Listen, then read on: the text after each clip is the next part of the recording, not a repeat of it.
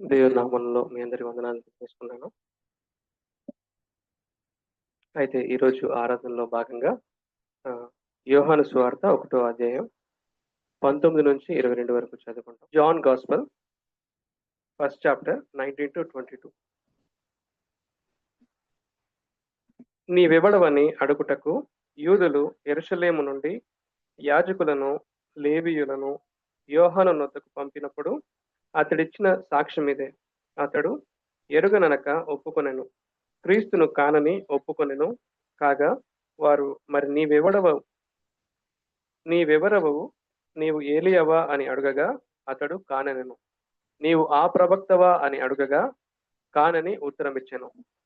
అయితే ఇక్కడ వరకే మనం ముగిస్తున్నాం. ఇక్కడ మనం ఈరోజు ఆ ప్రవక్త అనే అంశం పైన మనం ధ్యానిస్తున్నాం. ఇక్కడ యూదులు, శాస్త్రులను, పరిశీలను యోహాన్ దగ్గరికి ఎందుకు పంపిస్తున్నారు అంటే ఈ బాప్తిజం ఇచ్చే యోహాను మరి అద్భుత కార్యాలు చేస్తున్నాడు. ఇతను క్రీస్తా, లేదంటే ఏలియానా, లేదంటే ఆ ప్రవక్త అని అడగడానికి పంపిస్తున్నారు. అయితే ఈ యూదులకు ముందే తెలుసా ఈ విషయం? ఈ ముగ్గురు అంటే క్రీస్తు గాని, లేదంటే ఏలియా కానీ, ఆ ప్రవక్త కానీ వస్తారన్న విషయం అంటే లేఖనాల ద్వారా వారికి ముందే తెలుసు. ఏ లేఖనాల ద్వారా వీరికి ముందే తెలుసు అంటే మనం ద్వితీయోపదేశ కాండంలో మనం చూడొచ్చు. Deuteronomy 18th chapter 15-18 verse. Deuteronomy 18th chapter 15-18 verse. ద్వితీయోపదేశ కాండము 18వ అధ్యాయము 15-18 వరకు. ఈ సందర్భం ఏంటంటే దేవుడు ఇశ్రాయేల్ ప్రజలతో మాట్లాడుతున్నప్పుడు ఆయన మాట్లాడడానికి హోరేబులో కొండ మీదకి తను వచ్చినప్పుడు మోషేతో మాట్లాడడానికి ఆ దేవుని స్వరం విని, అలాగే ఆయన శక్తిని చూసి ఇజ్రాయేల్ ప్రజలు ఇంకా మాట్లాడలేక వాళ్ళు భయంతో ఉన్నప్పుడు వారు ఒక మాట అంటారు. అంటే దేవుని శక్తిని మేము చూడలేకపోతున్నాం, ఆ మంటలు మేము చూడలేకపోతున్నాం, ఇలా ఉంటే మేము చనిపోతాం అని భయపడినప్పుడు ఆ మాటలు దేవుడు విని అంటే దేవుని స్వరాన్ని మనుషులు మరి వినలేరు అని చెప్పి మోషేతో ఈ ప్రవచనం చేస్తాడు. ఆ ప్రవచనం మనం ఇక్కడ చూస్తున్నాం. ద్వితీయోపదేశ కాండం 18వ అధ్యాయం 15-18 వరకు.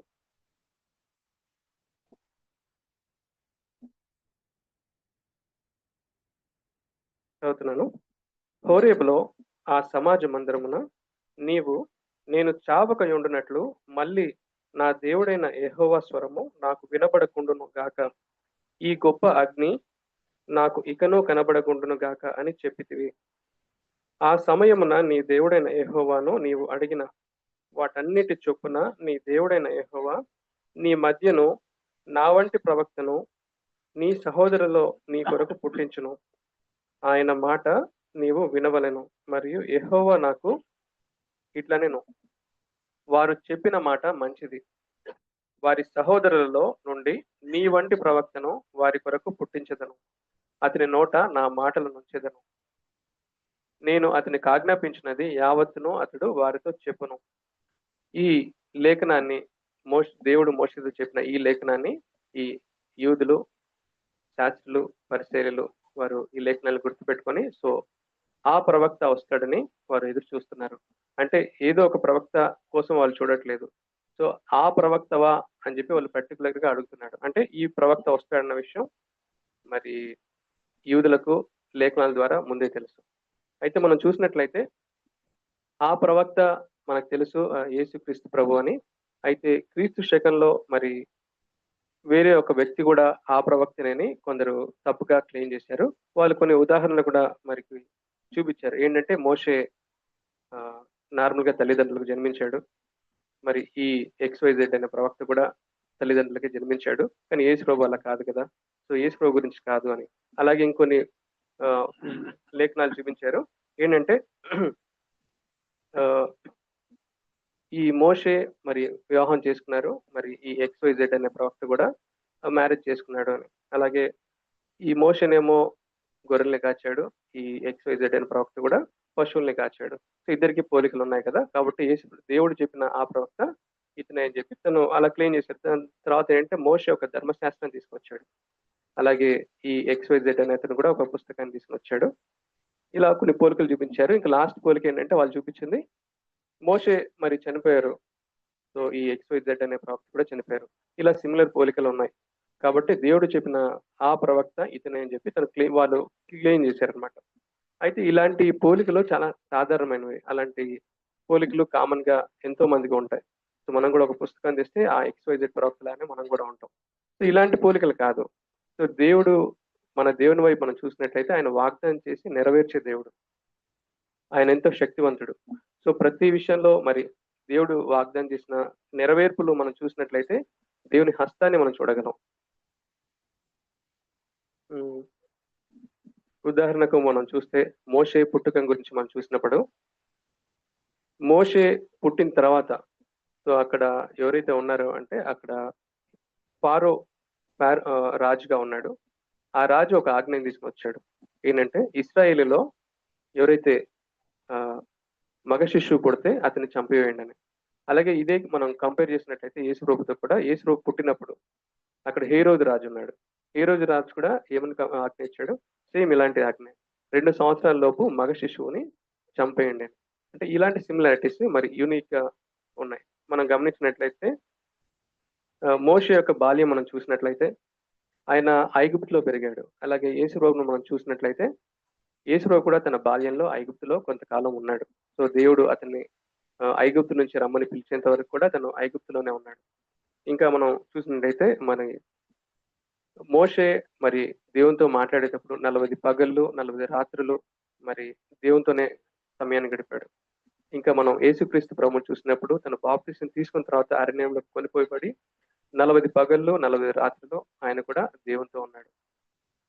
ఇంకా మరి మోషే మరి కొండ మీద నుంచి మరి దేవునితో మాట్లాడి కిందికి వస్తున్నప్పుడు మనం గమనించినట్లయితే మోషే మొహాన్ని మరి ఎవరు కూడా చూడలేని స్థితిలో ఉన్నారు. ఆయన మొహం అలా మహిమతో వెలిగిపోతూ ఉంది.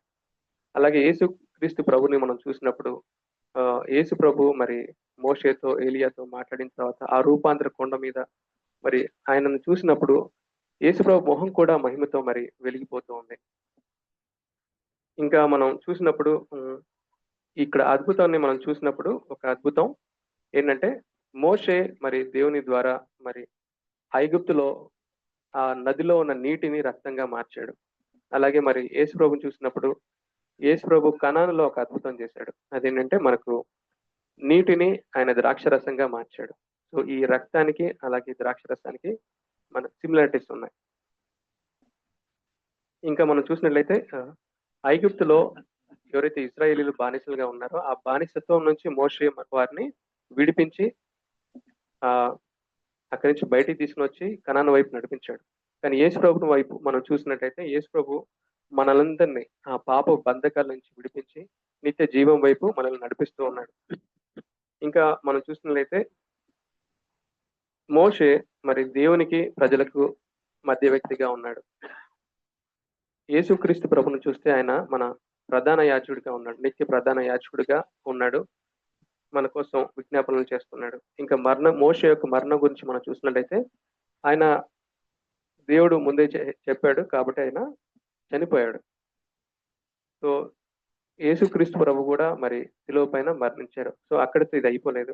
సో మిగతా వారికి ఇక్కడ దేవుడు ప్రవచన ఈ వచనానికి భేదం ఏంటంటే మరణించిన తర్వాత ఇక్కడ జరిగిన విషయం మనం గమనించవచ్చు. మోషే చనిపోయిన తర్వాత మోషే యొక్క సమాధి భూమి మీద లేదు. మోషే యొక్క సమాధి మోషే యొక్క శరీరము మహిమలో ఉంది.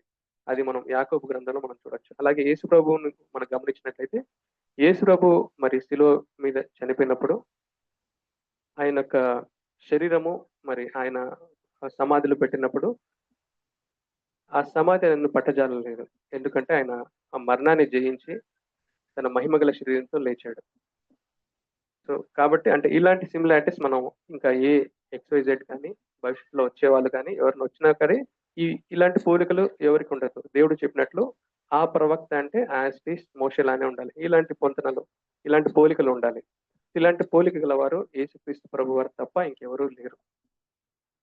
సో మనం దేవుని వైపు చూసినట్లయితే నిజంగా దేవుడు మనకు దేవుని స్వరాన్ని వినడానికే ఇశ్రాయేల్ ప్రజలు భయపడ్డారు.